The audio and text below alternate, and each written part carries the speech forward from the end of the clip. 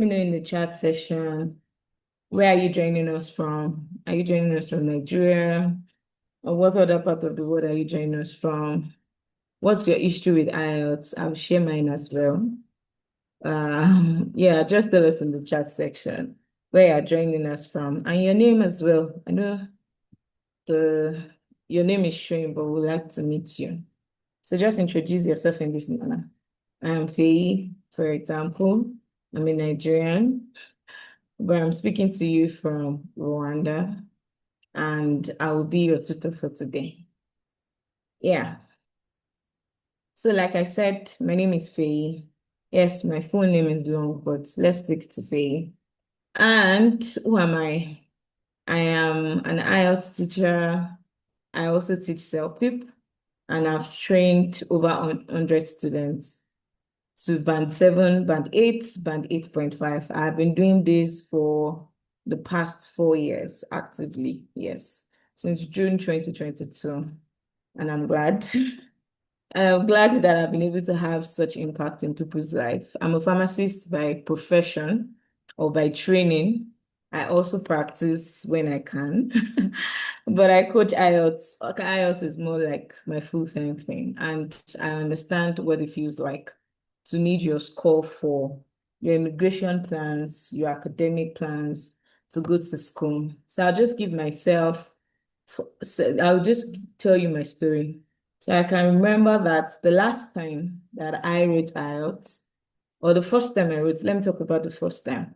First time I wrote IELTS was in 2017. And so I had booked the exam in 2016 because at that point in time, I needed the scores for admissions to university, yeah, for my postgraduate studies. And at that point in time, what was required was a band 7 across board. And I remember booking the exam 6 months ahead, very scared because of what I have heard about the exam from other people's experiences, even people close to me. In fact, people had told me that at that point in time, why not write TOEFL? Like, TOEFL seems like the easiest one. Why do you want to write IELTS and all of that? And I discovered that, okay, for TOEFL, it kind of limits me a bit in sense of mostly US schools were using it, but if I wanted to explore outside US, I would need something that is acceptable globally. And so that informed my decision as to, okay, I want to write IELTS. Now, so I booked the exam 6 months before. And 6 months before, I started practicing the exam and I realized that, okay, that's normally now, you just think, what do you mean? It's an English exam. Like, what's the worst they can ask? I studied English all my life. And then I started to practice, the questions. And I realized that, oh my God, I really don't have this covered. And I remember that I would get like 20, 21, 24. I think the highest score for me at that point in time was like 27 over 40. And I realized that that 27 over 40 could not even get me the band 7 that I needed. And I was in such a panic mode. Unlike these days where, you have coaching centers all around. I didn't have them. I was writing in Ibadan. And I remember that I'd sent a message, tried to ask around, and they were like, the best they can do for me was for me to buy the official past question from the British Council office then in Ibadan. And so I was like, okay, I'm going to get it if that's what's going to help me. All right. But funny enough, I think a week or some days before I would go and buy the past question, I met someone who had written the exam, and of course, she had gotten a score that was very good. So she was the one who was able to break it down for me, tell me what to expect, how to improve my scores, and all of that. And yes, I wrote my first IELTS and I got a band 8. I wish I could show it here, but I don't know where I put that result. But it was a band 8, and I can remember what I scored in the order. I got a band 9 in reading, a band 8, I think in listening, and then in for writing, I got a band 7, and in speaking, I got a band 7 as well. That is IELTS academic, right? And so, yeah, I did all the whole postgraduate thing and all of that. And now it was time for immigration for Canada. I needed to write another module of IELTS, and I'm like, me and this IELTS, sha. And so I had to write the general model. And funny enough, my scores were better this time around. 8, 9, 8.5, 7.5, and then 7. And so I know what it is when it seems as if no, your score is one thing that is standing between your dream, your dream and what you need right now. And so over the years, I've gone ahead to teach other people as to how they can pass their IELTS exam. And so that is what I'll be sharing with you today. So over the next 90 minutes, we are going to be talking about the quick wins for listening, reading, speaking section. We're also going to be talking about the 4-paragraph writing framework. We're going to talk about the mistakes blocking band 7.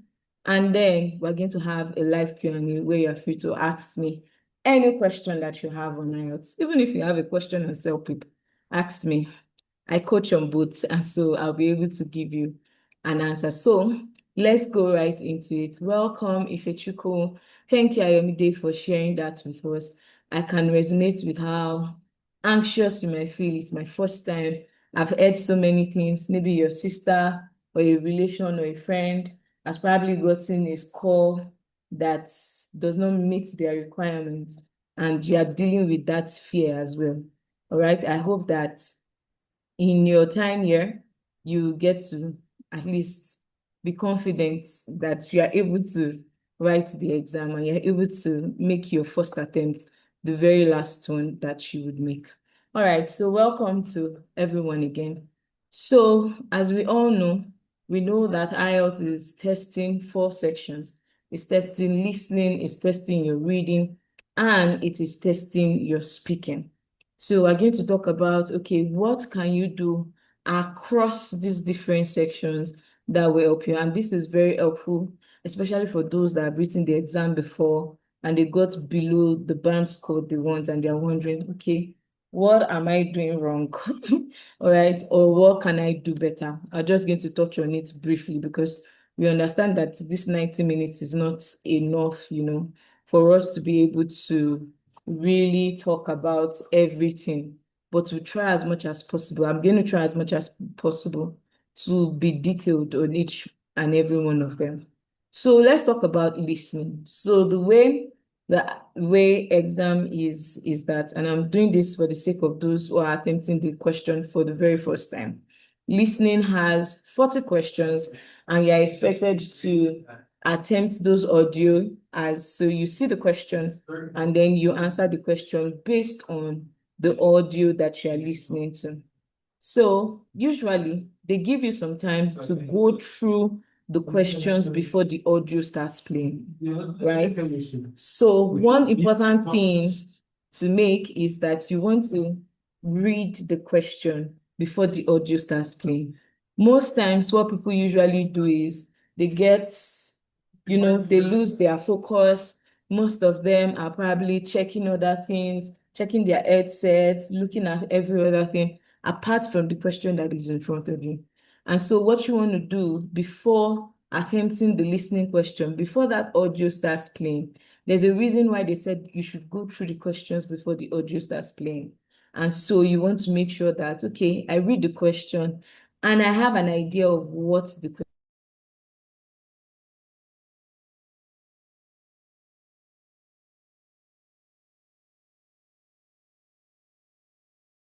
question is all about.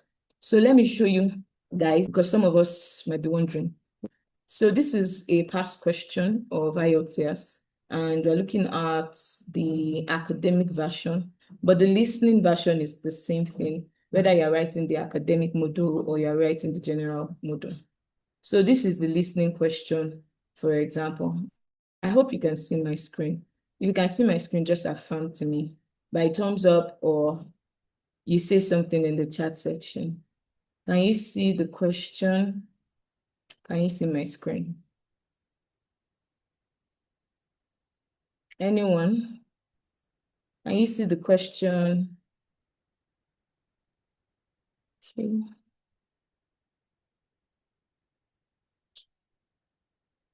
All right. I think you should be able to see the question now. Can you see it now?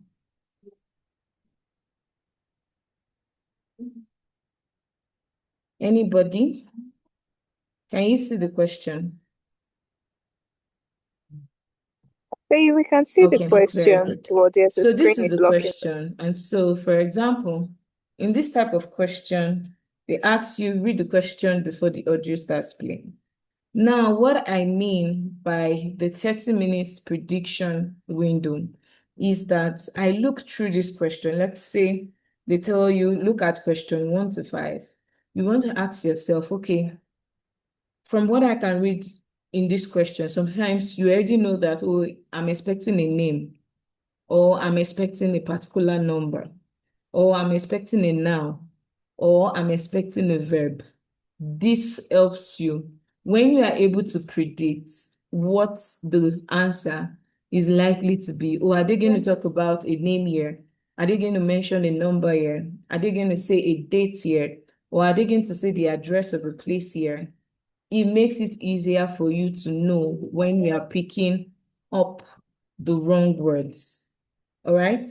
Another thing as well that is very important when it comes to IELTS is that understanding that the words that you see on your question paper is not what you're going to hear. You're going to hear the paraphrase of it. You're going to hear the synonym of it. So, for example, this question says, making sure the beach does not have dash on it. You might not hear making sure. You might hear ensure, or it's compulsory that that's one very important skills when it comes to listening. And this is what they are testing when it comes to listening. First, your ability to follow the conversation. So if you are someone that struggles with the foreign accent, and it can be any accent of a native English speaker, it can be European, it can be American, it can be Australian, it can be Canadian, it can be anything. And so you must be diverse enough to understand the different accents and be able to follow the conversation. When you are able to follow the conversation, now you now go into, okay, can I recognize paraphrases? And basically what listening is basically testing is if you are in, let's say you relocate to where you want to go, maybe for example, you want to relocate to Canada or you want to relocate to Australia, and you're having a conversation with your colleagues or you're having a conversation in a social setting, are you able to converse? Are you able to understand what they are saying? That is basically what they are checking in listening. And so, like I said, you want to make sure that, okay, I listen very well to the conversation. I try to predict even before the audio comes on in terms of, okay, what's likely going to be the answer of this question? Is it going to be a name? Is it going to be a noun? Is it going to be a verb? Is it going to be a date? Is it going to be a place? That already, when you take note of these things, now you are practicing what I call active listening, where you are not just expecting the answer to come to you, but you're actually listening to the conversation as to, oh, this is the kind of information that I am looking for. And so you're listening to the conversation in the bid to actually find that information that you're looking for, other than expecting the information just to come at you. All right, so that is it about listening question. It's very, very simple. Once you can understand the accent, follow the conversation. Yes, there are strategies to it, but those are the foundations that you need when it comes to getting a band 7 and a band 8 upward in listening. And yes, a band 9 is totally possible in listening. I've gotten it before, and so can you. So let's go next to reading.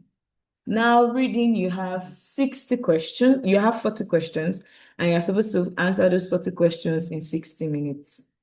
Now, I usually joke that if everybody had the time in the world, if there was no pressure of timing at all, everyone will pass reading. But the truth of the matter is that you have the time restriction. And so for reading, what do you want to do? You want to use the 17, 20, 23 time allocation.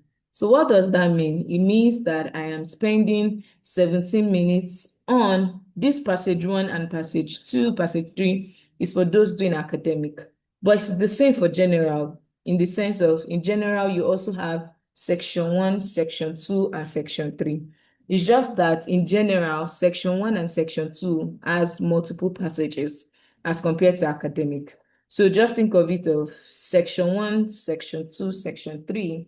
You want to spend nothing more than 70 minutes in section 1, because section 1 is the easiest of IELTS reading. And so what do I mean by that? Section 1 is usually question 1 to 14 when it comes to the general module, or in academic, it's 1 to 13. It's the simplest. If you struggle with section 1 of the exam, then you will struggle very well when it comes to section 2 or section 3.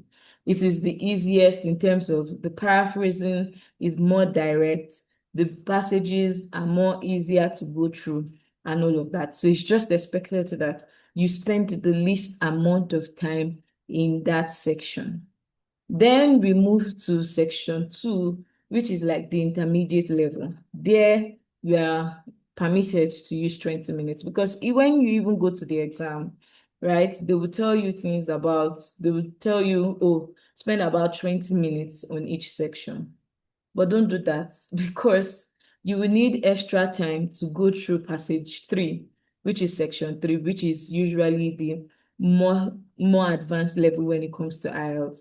The vocabulary is more advanced. There's a lot of paraphrasing. There are a lot of indirect. So for example, if something is a direct report in the passage, when they're asking the question, they might put it in the indirect format. And so you will need more time to be able to break it down and actually understand what it is they are saying. And so that is why it is advisable that you spend less time on the easiest section, and then so that you can save time to spend it on the toughest. And that is the way to go. Another thing that I also would say is that most times people they spend time on questions that are giving them difficulty. So what do I mean by that? You always want to answer questions in sequence. So let's say, for example, I'm answering the question and then I am at number 19. And then I'm finding number 19 difficult. And then you spend like 2 minutes on it trying to solve number 19. That is not the way IELTS works, because it's an exam that you must do within an allocated time. When a question is giving you difficulty, move on to the next. Just mark it and say, okay, I'll come back to it if there's extra time. But you don't want to waste time on one question when you can easily answer 5 other questions can easily answer 5 questions in that same time that you wasted on one question. So a question is giving you difficulty, move on to the next. Usually I advise my students that move through 1 to 40. If any question is giving you problem, bookmark it, move on to the next. And then if you have extra time, you come back to the ones that are giving difficulty. But you've given yourself that chance of attempting all the questions before the time runs out. Because there's that mistake, which I've done as well in the past, in terms of I write and then I'm probably stuck at 30 something when out of 40 questions, but I'm stuck at 30 something because I spent time on maybe the middle questions, 20 to 30, and all of that. And before you know it, time is, and then you now hurriedly answer the remaining questions. And unfortunately, you don't get the band score that you need. When it comes to reading, you cannot play with the timing. It is very, very, very important. If anybody has any question or anything to say, can just put it in the chat section. I'll try as much as possible to address it even while I'm talking. All right, so let's talk about speaking, and then we'll do the writing deep dive. But for speaking, I think most times, most people are usually anxious. Number one, that's one major problem that I see. Number two, people say I'm shy. And then, so when they are in front of the examiner, it's like, oh, I don't know what to say. I'm short of words and all of that. And so I'm going to give you this method for every answer that you give during the speaking session. And it's called the OREO. Who knows the Oreos biscuits? Yeah. Yeah, the OREO method. And what does OREO method mean? It means that, oh, you give your opinion first, you state your view. Let's say, for example, the question asks you, do you like swimming? And my view is that, no, I don't like swimming. Next, R, I give a reason, right? So why don't I like swimming? Oh, I don't like it because it dates back to when I had a childhood experience of almost drowning. It has scarred my memory, and anytime I'm near the water body, the scene of me almost drowning flashes to my memory. So I avoid anything that has to do with water bodies or going into them. All right. Example, I already incorporated the example into my reason in terms of giving my own experience about it. Right. And so even if I want to add an additional example, I'll say, oh, I even gave it a try when I was a teenager. But I think the fear of drowning did not allow me to go through the lessons that my parents enrolled me for. That is why, so I go back to the opinion again. Oh, that is why I don't like swimming. That's just a simple example. What I have stated to you now is just an example of a part one question. But there are also more questions like part three questions where you need to say more. And so usually when it comes to listening to speaking, I would say that the trick for speaking is when they ask you to say anything, instead of just stopping at a yes or stopping at a no, always go further. Always go for that. Don't just say yes. Don't just say no. Don't just say, oh, I think this is good. I think this is bad. Always go for that to ask yourself, okay, always explain, okay, why do I think it's good? Why do I think it's beneficial? Why do I think it's a positive thing? Why do I think that people should do this thing this day? Always give reasons. And if possible, if the examiner has not stopped you, give an example to illustrate what it is that you are saying. This way, I usually say that when it comes to speaking, you talk until the examiner stops you. You shouldn't keep quiet and then it's the examiner that is prompting you or the examiner that has no choice but to ask you another question or something related to that. No. You keep talking until the examiner tells you, oh, thank you very much for that response, and then asks you the next question. So it's very, very important, okay? Whatever opinion you give, whatever answer you give, always be ready to give reasons, always be ready to add examples to illustrate whatever it is that you are saying. All right, so this is a summary of the first part that we have said, the quick wins across listening, reading, and speaking. For listening, I mentioned the fact that you want to use the time that they've given you to answer the question.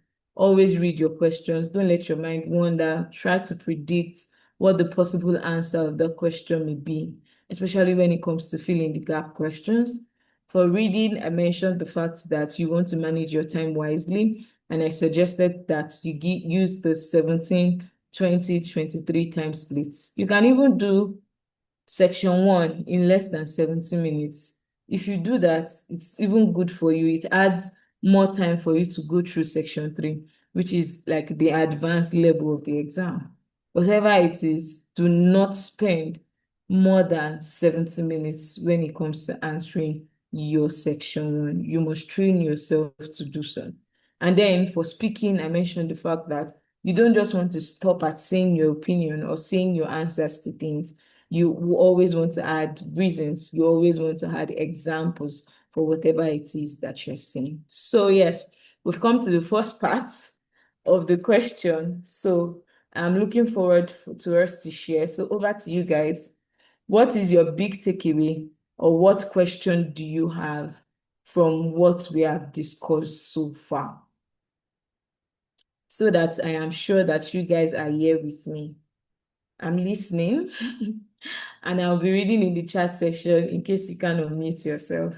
But let me know what has been the most valuable for you so far and what is your biggest takeaway. If you don't have a question, you have to tell me what you have learned so far. Should I call names?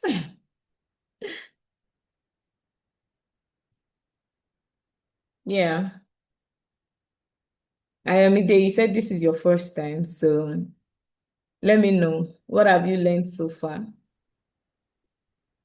Thank you very much, Faye. Yeah, so really, my biggest takeaway would be ensuring that you read Sorry, the I can hear you. questions. Can you increase your volume? Hello, can you hear me? Yes, I can hear you now. Oh, okay. Thank you very much for this short introduction. So it has given me a bit of insight into what to expect. And I would say my biggest takeaway so far is ensuring that you read the questions before attempting and predict what the answers would be. And for the speaking, especially, we should not stop at a yes or a no. I think that's where storytelling comes in. Yeah, I love what you said. Thank you very much, Ayomide, for giving me your feedback. Yes, I love what you said in terms of storytelling. Yes, just think of it as a story. Sometimes whatever you come up with is not even real. Sometimes it can be fictional. So feel free to tell stories, the ones that are true and not or and the ones that are not true. Just make it as believable as possible. That's the most important thing that you can do. If Ifechukwu, anything that you have learned, you can share it in the chat section, Can I or speak? you can just unmute yourself and share. Ray, can you hear me? Yes, I can. Okay, hi, good evening. Hi, Emily. I think what stood out for me, I don't know, I think I'm just hearing it clearly for the first time, was the OREO method. OREO, that's like state your opinion, come with your reason, example, I believe, then like conclude with your opinion once again. Yeah. Okay. All right. Thank you so much for sharing that.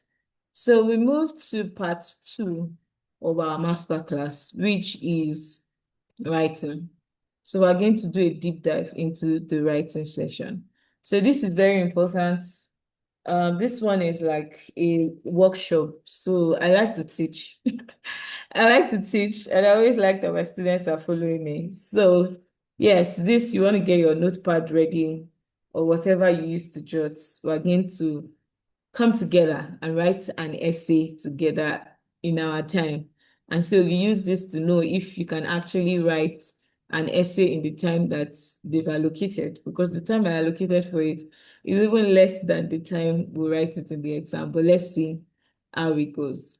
So when it comes to writing, you can share with me in the chat session. Are you writing so that I know how to, to make this session personalized for those of you that are here? Are you writing the general or the academic model? Let's first address that. So just tell me in the chat, I'm doing academic, I'm doing general. Okay, you both are doing general. Oh, fantastic. So when it comes to general model, you have two writing tasks, right? You have task one, which is letter writing. So either they tell you to write a formal letter or they ask you to write an informal letter, or sometimes semi-formal, right?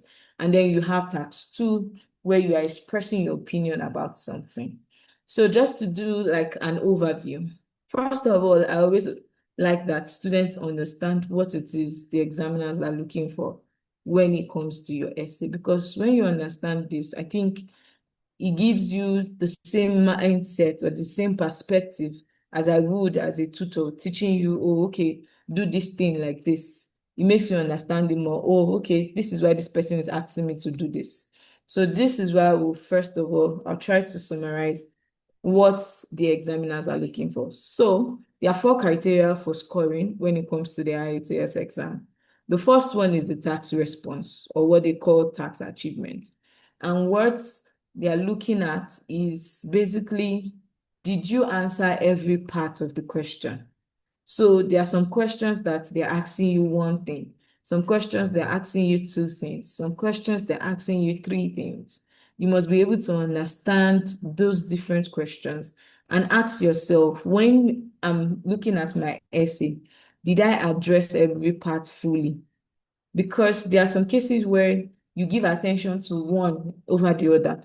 Let's say they ask you to address 3 things. Like, for example, in tax 1, which is the letter, right? They will always give you 3 bullet points of things they want to see in your letter. Now, what I mean by fully is that you don't want to say, oh, okay, I have a lot to say for bullet point 1. And so you write a lot for bullet point 1. And then when it comes to bullet point 2, you are struggling. You're writing just a sentence, or you're writing just 2 sentences, right? Or when it comes to section 3, you're just writing a sentence and then you're saying, oh, it's the end of the essay, so I don't really need to say much. I don't need to write much. But one thing that you must understand, that task response is all about answering the question fully. Have you addressed every part of your question? Just like I said with speaking, it's also similar as well. I said for speaking, you don't just want to say, oh, this is my opinion. You want to give reasons. You want to give examples. When it comes to task response as well, usually the rule is that quality is better than quantity when it comes to IELTS writing. It's never about, oh, let me write 10 ideas, or let me write 20 ideas, or let me write 5 ideas. No. Someone that has only one idea, that is able to explain it well, illustrate it well with examples and all of that, would do better than someone that just listed 5 ideas, or that just mentioned 3 ideas and didn't explain it. So always remember that quality is better than quantity. Quality in terms of your explanation, quantity in terms of quality in terms of your examples, right? That's what they're looking at when it comes to your task response. Then your coherence and cohesion is just talking about the organization of your essay. Is your essay easy to read? I usually think of it in terms of coherence is all about, think of it like building blocks. And so that's where your paragraphing comes. You want to make sure that you use sufficient paragraphs. Or do I know how to set my writing into paragraphs? Or is it that for every new sentence that I write, I have to write a new paragraph? No, you must know the basic structure of an essay. You must know how many paragraphs that you are to use in such a way that your essay looks very organized. And then cohesion is like a river. Think of it as a river in terms of the flow of your essay. So now we're talking about in between those paragraphs, right? In between those paragraphs that we have, are you using words to link them together?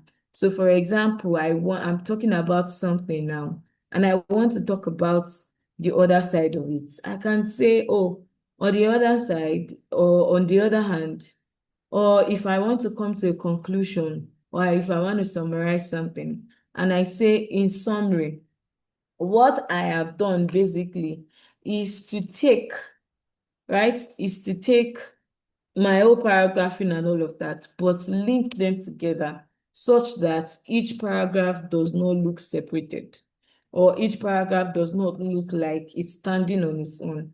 Your story, you want to think of it as, let it be sweet to write, to read to the reader. You want to think of it as, let it have continuity. In this case, you want to think about it in terms of, my paragraph is like, my paragraphs now are like, what do they call it? Chapters of a book, or let's say different scenes of a book.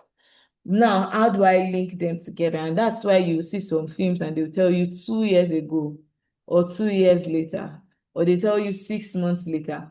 What the examiner or what the writer has done is that, so that you can connect the previous scene with the one that you are watching now, they had to put in all those things. It's the same thing for your writing as well.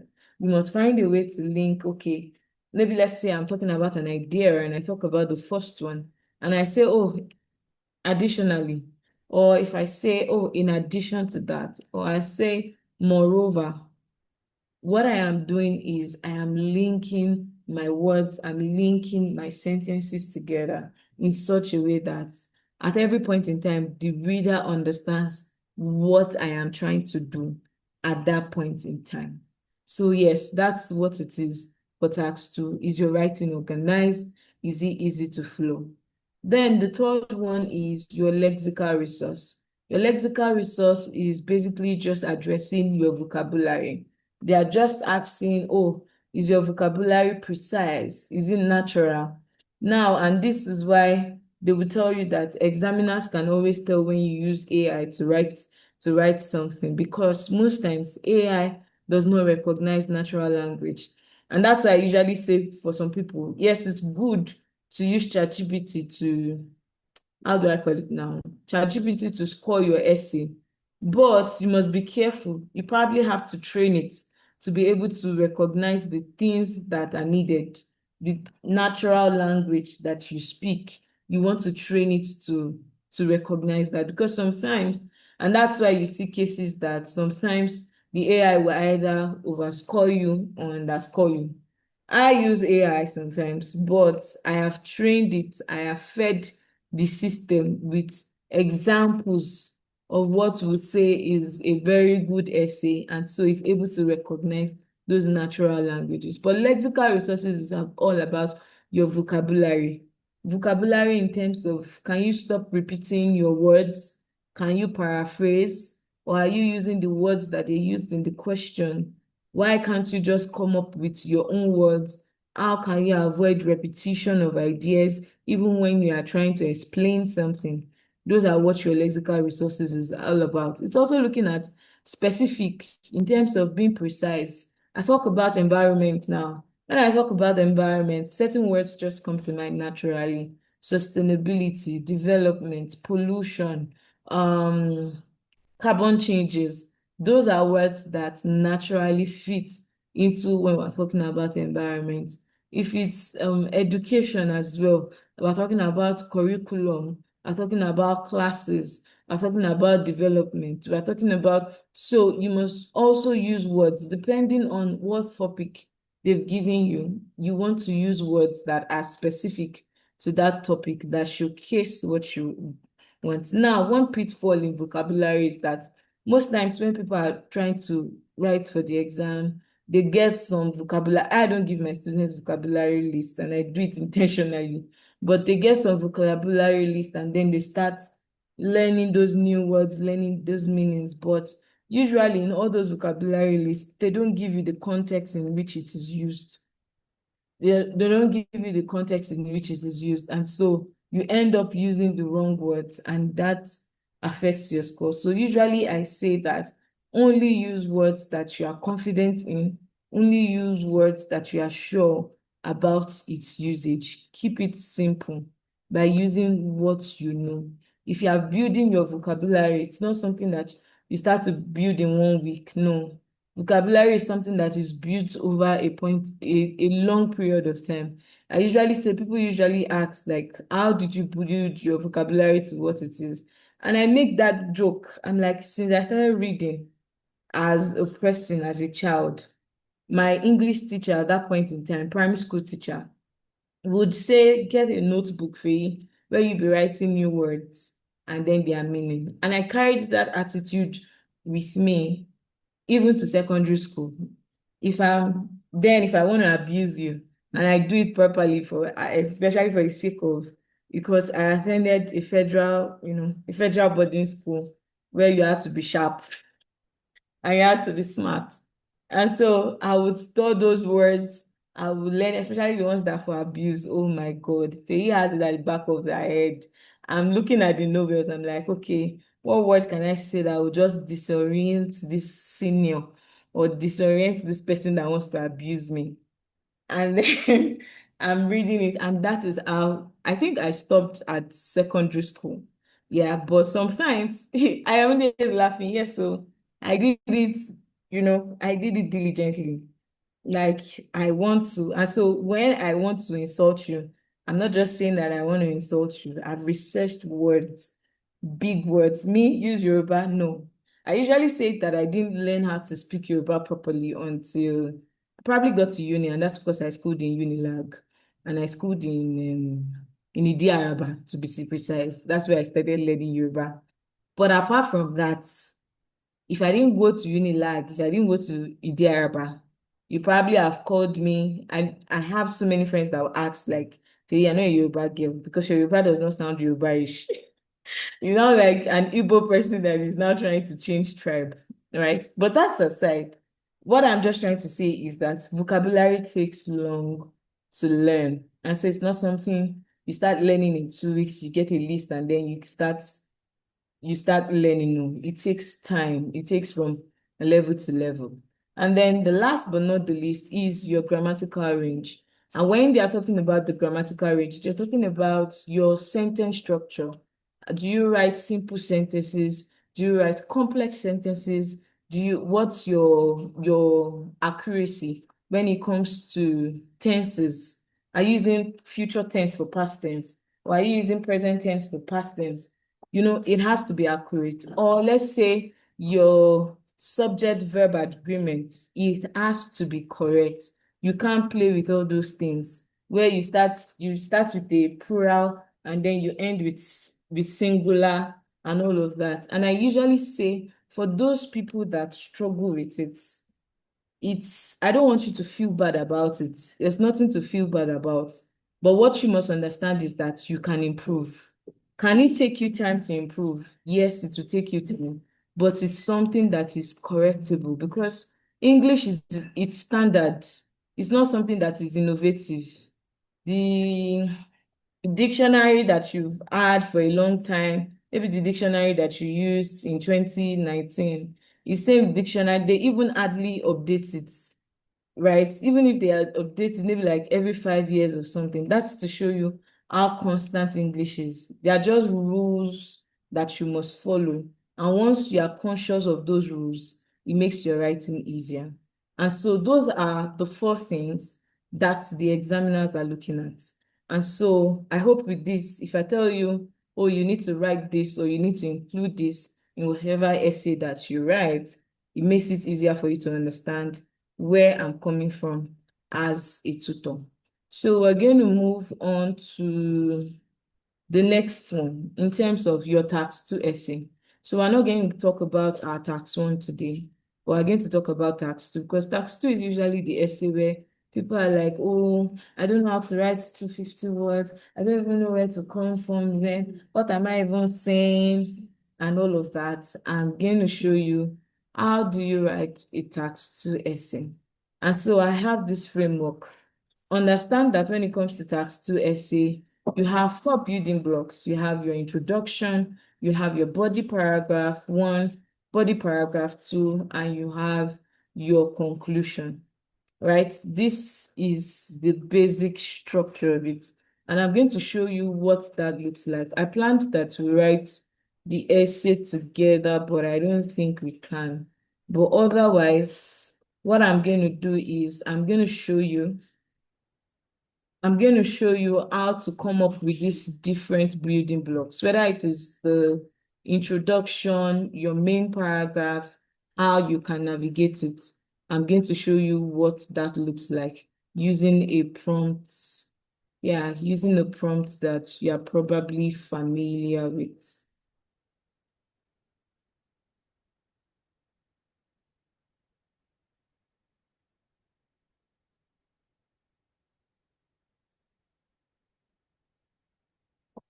I hope you guys can still see my question. Okay.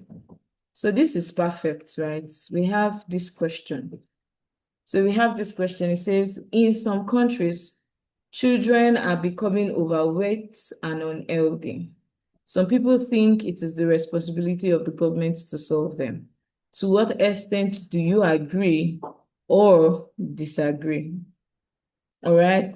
When they give you all questions, always know that you have to pick one. you can't stay on defense. You have to pick one that, okay, this is what I am picking. This is the opinion that I am choosing. So in this case, what I usually tell my students is, first of all, you want to ask yourself, okay, do I understand the question? And the best way to ask if you understand the question is try to say that same question in your own words. Because if you cannot say it in your own words, most likely you don't understand it. Right? So we came up with this topic and it says redeeming the problem of overweight and unhealthy children. Is this a government issue? All right. And so another person came up with government's role in the obesity of children. We have that as well. Now, the parts of this question, do you agree? To what extent do you agree or disagree? Now, when it comes to this question, you can decide to partly agree and partly disagree. Or you can try to totally agree or totally disagree. If you are someone that struggles with writing, it's good you choose one side. So in this case, we're saying totally agree or totally disagree. Now, when you say totally agree or disagree, one important thing when it comes to IELTS is that you have to actually brainstorm your ideas before you start writing. This saves you a lot of backspacing, typing, rewriting, writing scatteredly. Think about what you want to write before you start writing.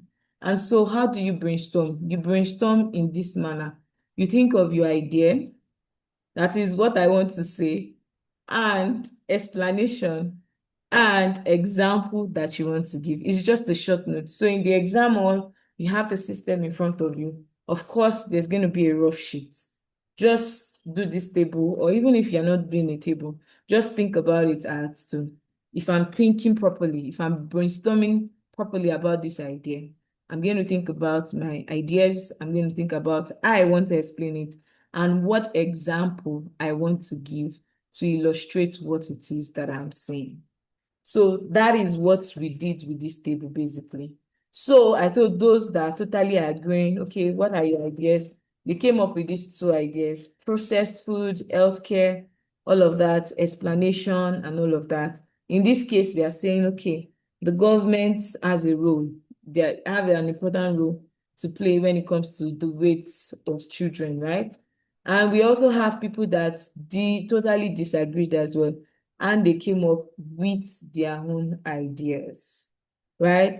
So this is the proper way to brainstorm. Think about your ideas fully before you start typing or putting your pen to paper. Now it is time to write our essay in terms of developing our paragraph. Now, for each of those paragraphs, they have their templates. For each of those paragraphs, they have their templates, and I'm going to show us what I mean by that. So my screen is divided into two, the essays on one side, and then I just want to show us our template here. So what is the template? Paraphrase the question when it comes to an introduction.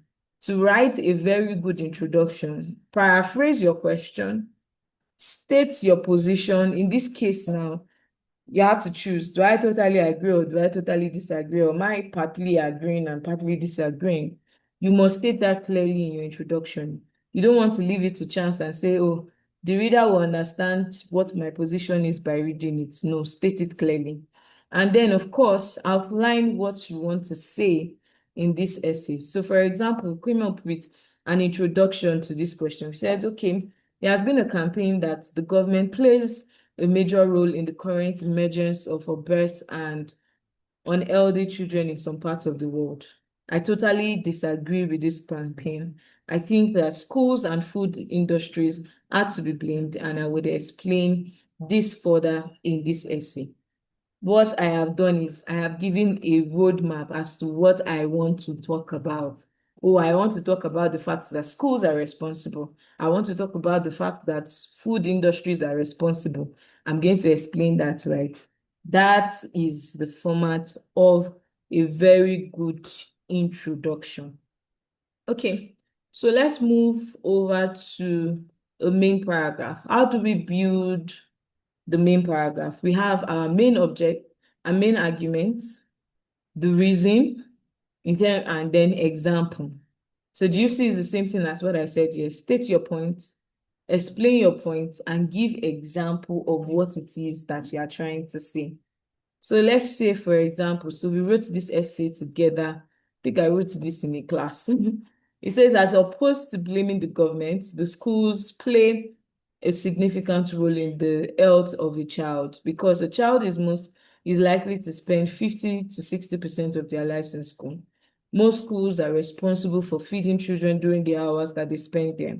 So the weight of the child is as a result of the cumulative nutrition they receive at school. For instance, a school with a poor knowledge of the right nutrition is likely to have students that are or who are overweight and unhealthy. So do you see what we've done?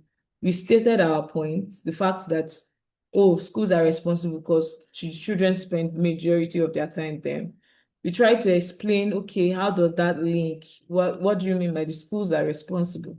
Try to explain is in fact that, oh, okay, oh, the children eat in the school and all of that, and so that makes them being responsible. And I gave example of how it affects. So that is how to build any body paragraph very well. So when I say explain your ideas fully, this is what I mean. You're paraphrasing the question, you're stating your point, you're explaining it, and you're giving an example to illustrate your point. Now, it's very, very important. Anytime, so for example, your example is kind of going off point. Always have a sentence after that draws it back to the idea that you are saying. In case your example is kind of going off point, always relate it back to the idea that you are trying to pass across. This is also a second main paragraph for this particular question. It says, oh, the same thing, oh, additionally. So you see where I used my linking phrases. So in this case now, I used my linking phrase as opposed to blaming the government. In this case, I used additionally. In fact, that, oh, I want to talk about more things, right? In this case, I used, for instance, instead of saying, for example, instead of using the same words every time, try to diversify, try to make it, try to make it different, try to paraphrase, try to use synonyms. So it says, additionally, most children tend to take items produced by manufacturing companies as snacks to school. Not all of these snacks are healthy. Some contain a lot of sugar, which is harmful to the body because it causes diabetes, and some contain some oils, chocolates that are toxic, especially when consumed in excess. The manufacturing companies need to be educated on their choice of ingredients in order for them to, or in order to produce healthy snack. So you can see that we used the same formula in terms of the main idea, trying to explain it in terms of, okay, how the snacks, responsible for them being overweight. And then, of course, I tried to link it back. The example is in the second sentence, but I tried to link it back as much as possible. So that is how to build a proper body paragraph. And then the last thing is your conclusion. The conclusion is very simple. Your conclusion is always a summary of whatever it is that you have said. It's not a place to bring in new ideas. It's not a place to say, oh, I forgot to write about this. And that's why it's always good that you brainstorm and you outline your ideas even before writing. That way, you can always check back on your rough sheet. Oh, I said I'm going to talk about this. I've talked about it. I said I'm going to talk about this. I've talked about it. And then you conclude. Your conclusion is usually a summary of what it is that you have said. You can always add the recommendation. You can always add your personal view and all of that. So let's see our conclusion for this case. It says, these major stakeholders need to be educated regularly so that they are more conscious of the food options offered to children. Parents also should oversee the nutrition of their children, making the schools offer healthy options, snacks, and snacks are not consumed in excess. think we wrote 2 different or 3 different conclusions for this. This is another conclusion. It says an increasing number of children are becoming obese and unhealthy in some parts of the world. I totally agree. So this is restating my position, right? I totally agree with the school of thought that solving this problem is majorly a government issue. This is because this is for those that totally agree that the government is responsible. So that is how to build a proper essay. Whatever essay they give you, this that I have shared is quite sufficient for you to be able to get a band 7. Of course, when you're not thinking about it, you remember that organization, like I said, organization is not the only thing you're looking at in your essay. You're looking at your vocabulary in terms of your words. Can we see,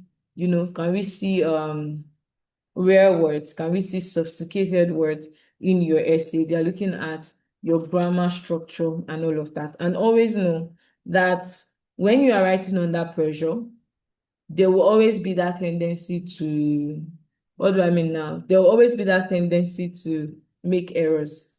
And so when you think of your 40 minutes to write your task to, don't just think of it as, oh, it's 40 minutes that I have. Think of it as, I have 35 minutes to actually think and write what I want to say.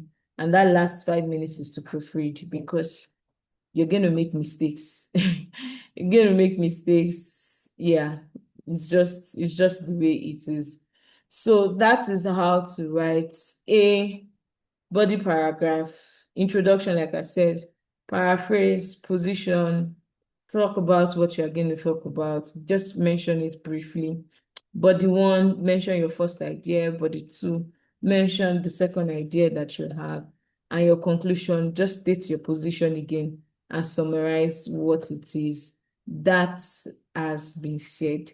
And remember that your conclusion is not where you want to mention your ideas. Just restate your position and summarize what you have said. So any question based on what we've shared so far before we move to part 3 of this masterclass? Any question? Welcome, Eniola. You joined us midway. Don't worry. The recording of this essay will be shared, of this masterclass will be shared to everyone. Okay, so Ifechukwu said no question. All right, does Ayomide have any question based on what we've done so far? Any question? No, I'm good. Thank you.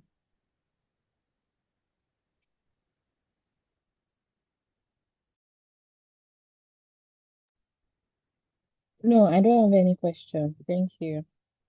Okay. All right, thank you. Thank you for that. You can share in the chat section what you found valuable in what I've said, but let's move on to part 3. But if you learned anything in this part 2, just share with me what it is that you have learned. Okay, so now we're going to talk about the 3 mistakes that prevent people from, from getting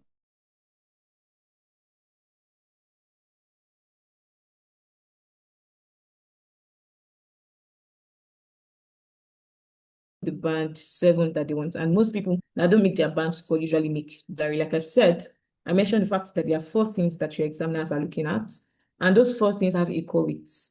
So don't think that one is more important than the other. And so you must make sure that, okay, let me polish at least every one of them to like a band 7 level. Yeah, every one of them to a band 7 level before you now say, oh, okay, let me start improving on one to get a band 9. All right. So don't just focus on, oh, it's about big words. I've mentioned the errors that come with cramming vocabulary lists, just few weeks to your exam and all of that. No, try to make sure that, okay, across the different criteria of scoring, oh, am I actually meeting the mark when it comes to that criterion? So what I mean by that is, for task achievement, when I write my essays, am I getting up to what they will consider as a band 7? When they are talking about grammar, am I getting to what is considered a band 7? When I'm writing, when it comes to queries and question, the organization of my essay, the use of my linking words, my paraphrasing, when it comes to vocabulary, am I reaching the band 7 mark? And that makes it easier. So when you look at it across those 4 things, it makes it easier. Then you can now say, oh, yeah, I've done well. But don't make that error of saying, oh, I'm just focusing on my vocabulary. Now, the second thing is writing without a structure. And this usually happens because of time pressure. So most people just think about it in terms of the exam usually for writing is 60 minutes, right? And so let's say, for example, you've made that mistake. You've written your task 1, which is supposed to be in 20 minutes. You've written it in 25 minutes. So that means for task 2, you've taken 5 minutes off. And then because of that, you're just like, as it comes to my head, let me just be typing. I have to finish in 40 minutes. You still suffer it. That 5 minutes that you think you want to earn, or that 5 minutes that you think you want to recover, you're still going to suffer it. In fact, most times when you plan well, like when you plan very as robust as I just showed you, all you have to do is to put your ideas into sentences and make it join together well, like let it flow well. It makes it easier for you.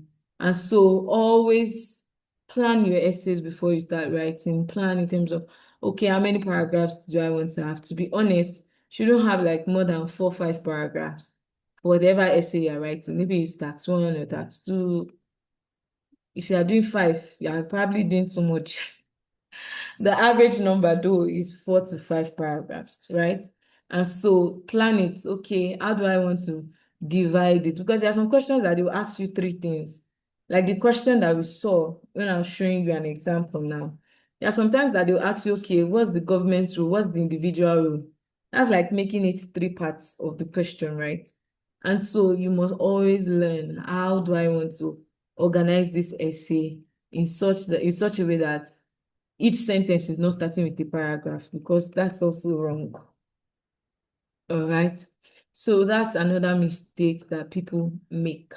Another mistake that people make, which is the third one, is practicing without feedback. And this is very, very, very, very, very important.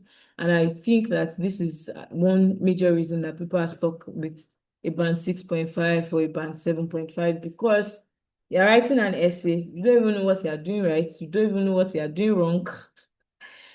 You're just writing it. And then you're hoping that you're improving. Yeah, you can write it based on what you have learned, probably the videos or the lessons that you have attended. But it's very important that you have someone who knows or who has been trained on the band descriptors and knows them in and out. So actually check your essay and satisfy to you that, okay, this is what you are writing, because there's every tendency. And I think most of my students, sometimes, even if they have my help, they do this. And so let's say, for example, I teach them writing today, just like I've taught you. Most of them will not send me their essay until like 2 days to their exam. And then they send me like 5 essays at the same time. And then they are buzzing me, they are chatting me up. Faye, Alpha, please, my essay, the response. And I'm like I can't give you a response. And maybe I give them the first one or the second one. What I usually would discover is that the mistake that I saw in the first one is most likely the mistake that I see in the fifth one.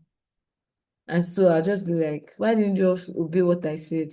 Send me one, I send you correction. Send me another one after the correction, so that I actually know that you understand what it is that I have corrected. And then you can effect that correction in whatever subsequent submission that you'll be making to me. So it's very, very important, especially when it comes to writing and speaking. Listening and reading obviously is a data in, data out, in terms of you're supposed to answer the questions based on what you listen to or based on what you read, right? But for writing rather, and speaking, it's usually about your outputs, right? And so you need to know, am I doing the right thing, or am I just writing rubbish? or some of us even walk into the exam or without without knowing if we're doing if we're doing the right thing or not. We just want to freestyle it. And I think I experienced that. I think which of the IELTS did I write? I can't remember a particular IELTS that I wrote, and I got 6.5. And I just knew. I knew it was my writing, right? And I just knew that, oh, I messed up. I knew that I messed up, and I knew exactly where I messed up. So those are the things. Sometimes you need somebody outside the picture or somebody outside you to point out what it is that you're doing wrong. So like I said, there are mistakes in terms of if you not fix anything that you should take from this is that you want to stop focusing on just one criterion of the exam, focus on the 4 criteria, always brainstorm and plan your writing properly before you start writing. And last but not the least, make sure you practice with feedback and not in isolation. Don't think the YouTube videos. Yeah, the YouTube videos are good to show you what to do, but you need someone to be able to point out your particular, like, what are the things that I am doing wrong. So before we open the Q&A session, one important thing is, I hope I've delivered on everything that I promised you.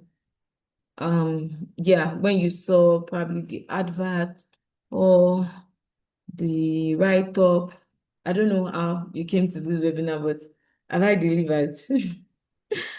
Have I delivered? I want to see in our comment section. Everybody must answer me. Have I delivered, yes or no? Okay, Ayomide said I've delivered. Okay, Ifechukwu, have I delivered or not?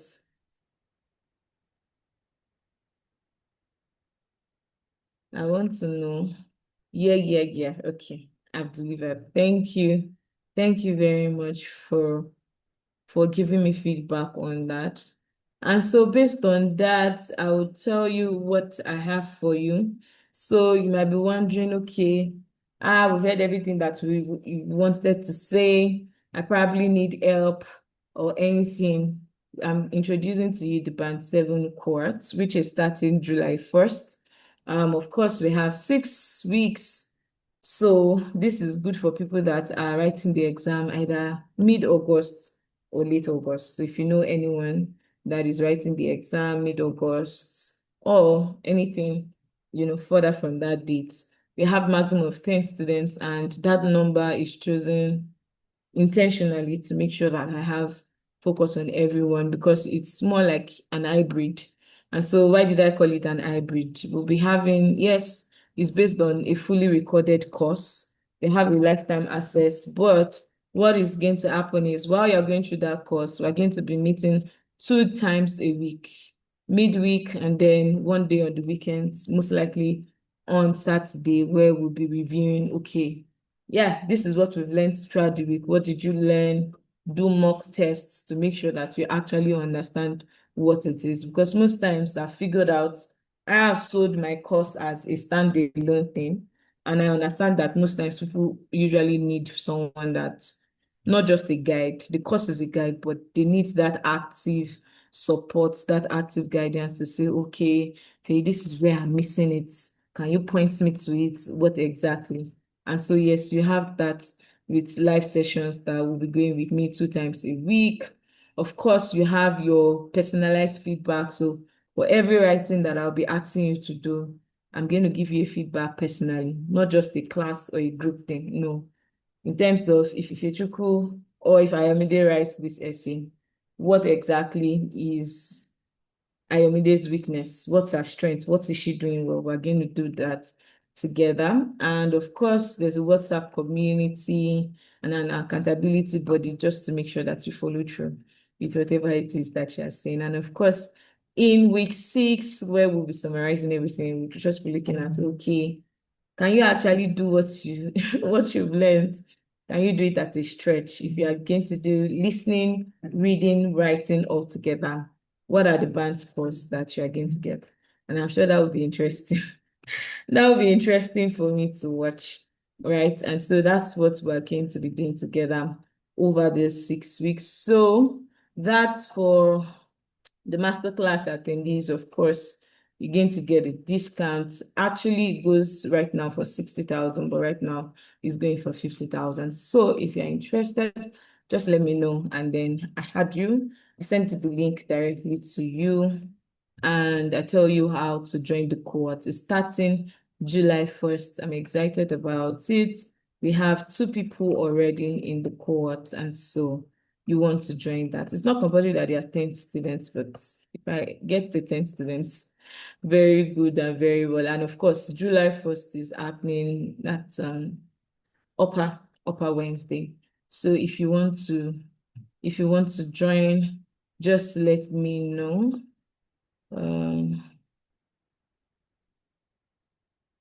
Okay, it says how else can we reach you outside the session? So I'll be dropping my number in this chat. 34916658. Okay, so for the exam is written anytime. Right now, in Nigeria, the exam is written almost every day, apart from Sundays. So it's not an issue. Anytime you want to book the exam, it is available.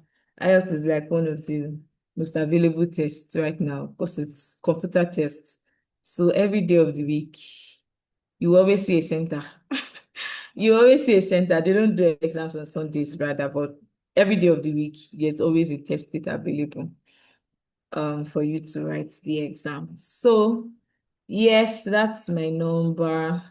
You can just chat me up, or you can reach out to me on my Instagram page.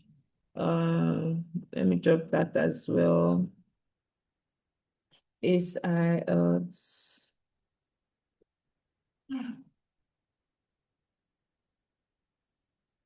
Okay, so you can reach out to me there. Says what platform is used for the set? Do you have like screenshots or demo? Okay, so the exam used to be paper and then computer, but right now it is a computer-based test where you come to your center, there's a system in front of you, and then of course you have to type your answers in. You listen to the audio, and headset is provided to you in the exam, or that's what it looks like, what the exam looks like. What the question looks like is what I was sharing before now, but let me make it full if you can see my screen. So can you see what it looks like? So in the exam, the way it works is that you have your questions like this. If you have to type in your answer, you type in your answer. If you have to pick an option, you also can pick an option. So these are what the questions look like. This is listening, for example. You have different question types. You have filling the gap. You have multi-choice questions. You have matching questions. Those are the questions that come in. This is reading, for example. You have your passage and your questions, right? You have questions for different passages. I hope Ayomide can see my screen, but that's basically what it looks like. And then you type. Of course, if you're writing the computer-based test, which is what it is now, because IELTS has shifted globally, it has shifted globally to the computer-based test. They are running off, they are taking off the computer-based test. So it's a CBT exam where you type, you click on your answer, you drag your answer, and all those things. I think I've made a video on YouTube on what it looks like. I think I will include that when I'm sending out the emails to share the recording with you. And so that's it. And if you need like a revision, let's say the course is too late for you and you're wondering, okay, Faye, I need you to do something for me. You tell me what you want, and then I'll tell you how I can be of help. Any question for me?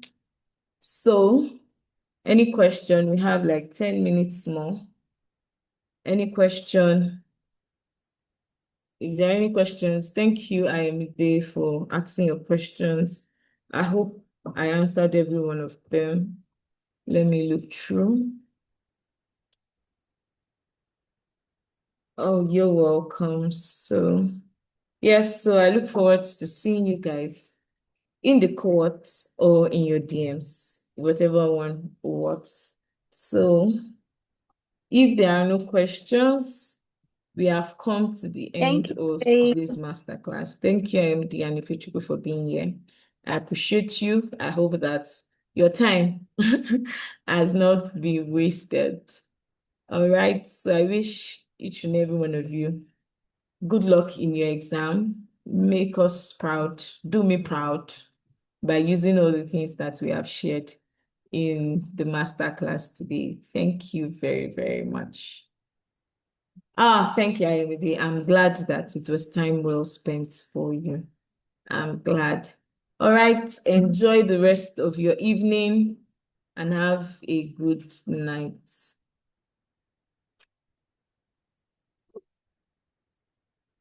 Thank you. Bye.